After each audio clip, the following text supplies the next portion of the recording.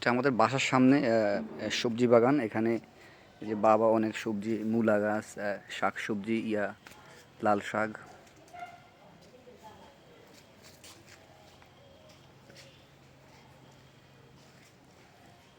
এই যে টমেটো গাছ। এখনো টমেটো ধরে নাই।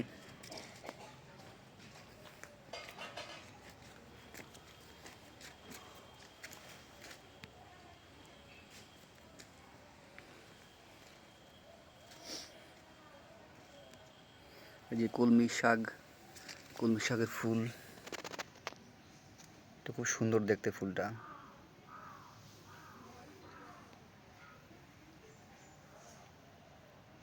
অনেক কলমি শাক, প্রচুর কলমি শাক এখানে হয়েছে।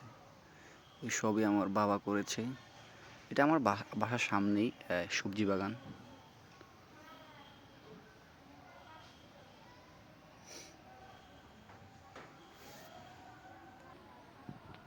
যে লাল শাক অনেক, আসলে ক্ষেত থেকে নিয়ে সবজি যখন এই রান্না করা হয় না, তাজা রান্না করা হয়, তখন খুবই টেস্টি হয় সবজিগুলা। এটা খুব ছোটোখাটো একটা পাহাড় বলতে পারেন বাসার সামনে। পাহাড়ের উপরে এই লাল শাক করেছে বাবা, খুবই সুন্দর লাগে দেখতে।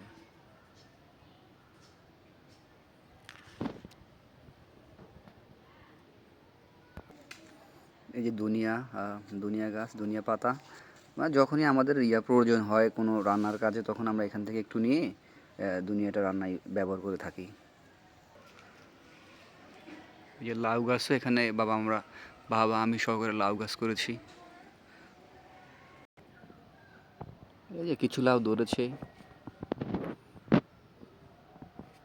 আমরা আসলে এখানে কোনো মানে কোনো বাজারের যে রাসায়নিক সার, এগুলো আসলে ব্যবহার করি না, জৈব সারই ব্যবহার করি। তো সেক্ষেত্রে লাউগুলো আসলে খুবই টেস্টি হয় রান্না করে। এখান থেকে যদি যখন আমরা হারভেস্ট করে নিয়ে রান্নাগুলো খুবই টেস্টি হয়। লাউর পাতাও আসলে খাওয়া যায় অনেক।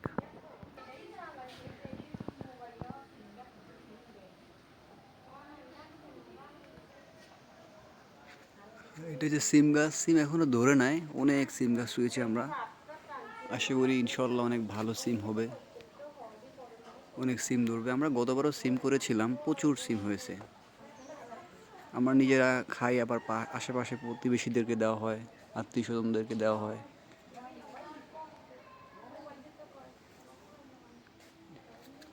সিম গাছ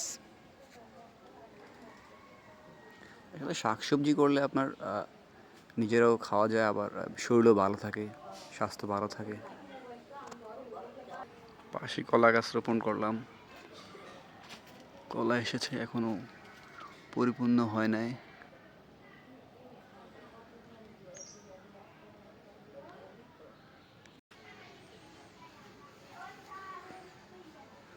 সিম গাছ একেবারে নারকেল গাছে উঠে গেছে। ধন্যবাদ সবাইকে, ভালো থাকবেন।